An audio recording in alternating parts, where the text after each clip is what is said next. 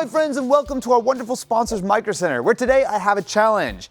I'm going to be building a reasonable gaming PC. I'm sorry if you were looking for a video of building a PC in a cardboard box, building a PC versus Jay, building a PC in 5 minutes or in the back of a truck. I've done a lot of those videos, but today we're gonna keep it really simple. What kind of gaming PC should you actually build here at the very end of 2024? I'm gonna spend around $1,000, and at that price, I'm going to try to build a system that's going to be able to play games at 1080p or 1440p, depending on what kind of frame rates and settings you want to get. And importantly, I'm not going to cut corners. We're gonna have an actual metal case instead of a cardboard one. So let's see what we can find. So the first up is going to be looking for our CPU. So I'm gonna start out by looking at AMD. So I know that there are quite a few options. If you go even just a generation or two back, you can get a really good deal, but we're not gonna go for the maximum price to performance here. I really wanna make sure I'm getting something that's well-rounded specifically for gaming. Oh, you know what we should do? We actually might want to do one of the bundles. So Micro Center very often have some pretty solid bundles when it comes to CPU, motherboard, and RAM together. I might actually go with the 7600X 3D. So this is actually a Micro Center exclusive processor. This is only found at Micro Center. The idea is that while it's only a 6-core chip, it is a 3D cache enabled chip, which means you're gonna have a lot of performance specifically for gaming. Now the box price is $300, but I know that they have bundles that go along with this. Let me actually see what I can get. So looking online, they've got the Ryzen 5 7600X 3D and ASUS Tough Gaming B650 Plus Wi-Fi, as well as 32 gigs of G-Skill RAM for $450. I think that's a pretty solid pickup if I'm honest. So if that's $450, I actually will still have plenty of budget for a decent GPU, and I've already got an idea for that one as well. So something that has just gone on sale are the brand new Intel ARC B series GPUs, specifically the B580. The ARC cards have been an incredibly strong value, so the A750 especially. I mean, you've been regularly able to get these guys for way less than $300, sometimes like $250 or even less. For price performance, those were great, but now there's a second generation. And one of the nice things about the ARC cards is that this is one of the only reasonably priced GPUs that are actually getting some shine. Yeah, so looking online, it looks like it's about $270. So that'll put us at 4, 5, 6, like $720, which should give me about $280 left. Yeah, I can definitely work with that. All right, let's lock it in. Let's go ahead and actually let me lock in my SSD next, because one of the things, let's share a little secret. If you're building for price to performance, one of the best ways to save yourself a few bucks is to get a really small SSD, because normally that doesn't matter that much.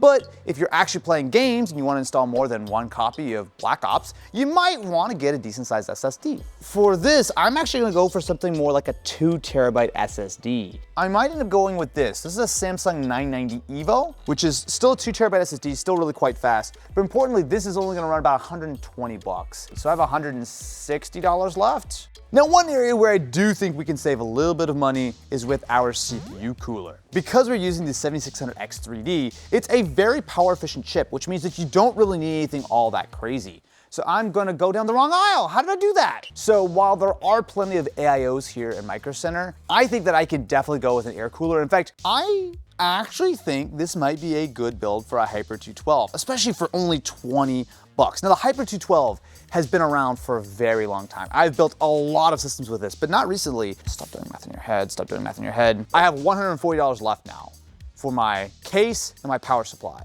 I'm gonna have to go a little bit lower end on my case, but honestly, that's fine. I'm not gonna get anything like super cheap. So realistically, I think I only need like a 650 watt power supply. In fact, even that is probably a little bit more than I need, but we're gonna be reasonable here. So I can go with a standard 650 watt power supply for $65. The only downside though is that this is a fully fixed cable sort of setup, so I will have no modular cables. Wait, no, let me double check the price of this online. Maybe it's different. Aha! It's on sale. It's on sale, let's go. It's actually only $50.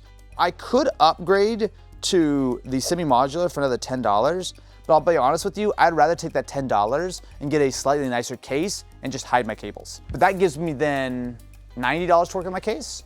I'm sure Edit Team have had a running tally on the screen the entire time because they have the magic of a calculator and not Austin's mental math. I'm just a reasonable guy making a reasonable gaming PC. So $90, I would say, is pretty squarely in the mid-range of gaming PC cases. What the? Are these custom cases? Am I gonna fit?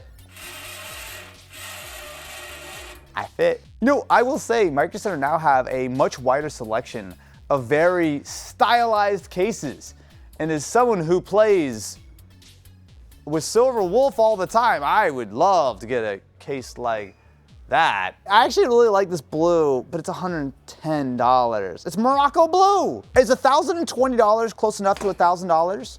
I think most people would agree that that's a rounding error. You don't count tax. I never count tax. And so with this, my friend, I think we have everything we need. The grand total of $1,020 spent. No way, I should double check that. Okay, maybe I slightly miscalculated, but what's 30 bucks? That's basically like just buying a $1,000 game PC and going to McDonald's after. I think we're fine. I think we're gonna go with it. All right, my friends, I'll see you back in the studio while we build our reasonably priced gaming PC.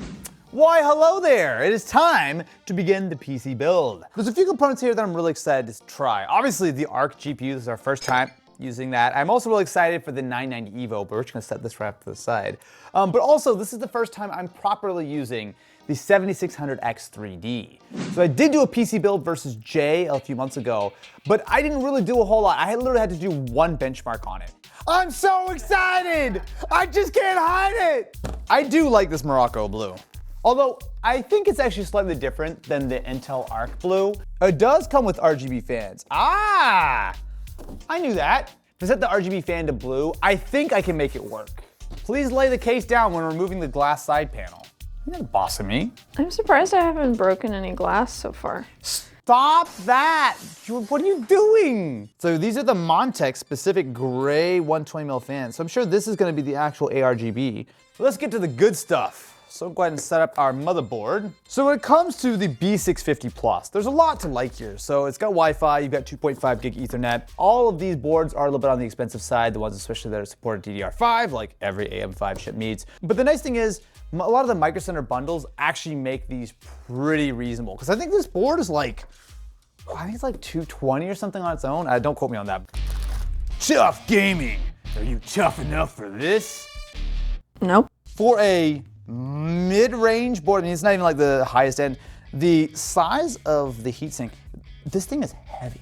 I will say, so this is of course the 7600X 3D, which is a Micro Center-exclusive CPU. I'll say it's funny, it comes in the bigger box even though it doesn't have the cooler, mostly because I feel like Micro Center are like, yeah, we want the cool big box. If you're unfamiliar with what the 3D processors are all about, specifically with the 7600X 3D, the idea is that this is similar to the standard Ryzen 7600X. 6-core processor, actually slightly lower clock speeds, but the main thing that makes this difference is the 3D V-cache, which it says very helpfully on the back of the box. Essentially, this has a huge amount of extra cache on the chip. This performs very well in gaming, just not quite so well in sort of more productivity-based workloads that can actually take advantage of the extra cores. There might be some edge cases where going up to like 8 or even more cores would be helpful, but specifically for gaming, that extra V-cache makes a bigger difference than having a couple of extra cores. Because honestly, 6 cores is still plenty. It's been a couple years. I'm still not used to like the little crown look. Yeah, they just wanted to make it look visually different from all the old Intel chips. That is true. Also go load up our G.Skill Flare X memory.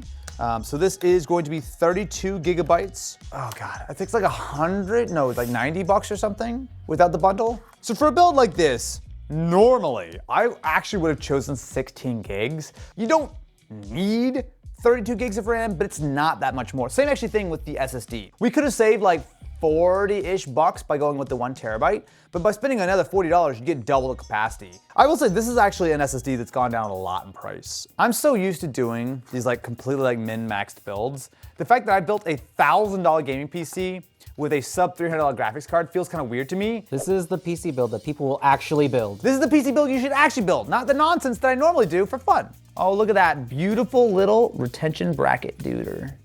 Just right there, boom. All we've got left is to install our 212, put our GPU inside, power supply.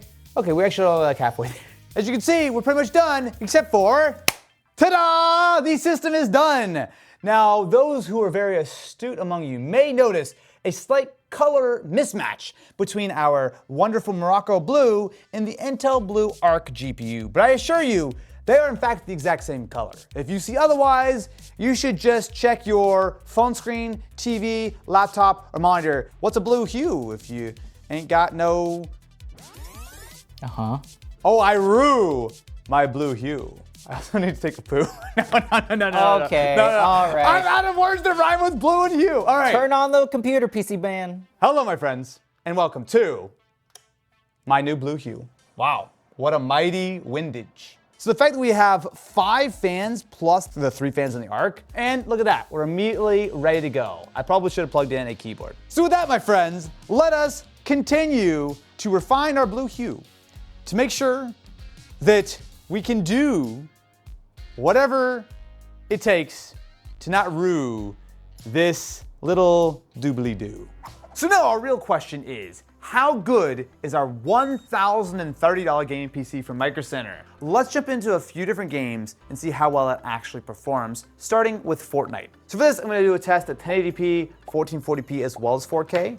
So whatever that Epic sets for high is what we're gonna do just for the default. So I'm also going to be benchmarking this exact same system with the last generation, which was the A750. So to see exactly how well our newer GPU stacks up, that's sort of my big question. Initially, we're looking at averaging somewhere in the high 60s, which is decent. Actually not like particularly impressive, I will say. I was hoping for maybe a little bit more. Yeah, we're getting actually up there. As we play more, we're getting into average of like the 70-ish range. Ah! No, that's someone who's good at the game! All right, let's do this at 1440p. I will say actually, initially it actually looks pretty solid. No, don't throw my duder. Oh, my duder. So moving up to 1440p, we're actually doing relatively well. We're actually still in the 70-ish FPS range, but not a huge dip compared to where we were before at 1080p. Why is there a stormtrooper shooting me? That's the wrong game. Next, let's test at 4K high settings. Now, I don't think most people are going to really be playing at 4K on the ARC, but it is at least somewhat playable. A little stutter here, a little stutter there, but I mean, even then it's like 45, 46 FPS. Honestly, the difference between 1080, 1440, and 4K is a lot less, at least in Fortnite, than I expected. Ah! Was that a rocket? Dang, dude, this game 4K on high settings, the HDR, man, like, woo! Now, I'm not gonna tell you that you're gonna be able to play every game at 4K, but at least in Fortnite, which is a relatively demanding game, really not bad at all. I'm not mad. Dun, dun, dun, dun, dun, dun, dun, dun.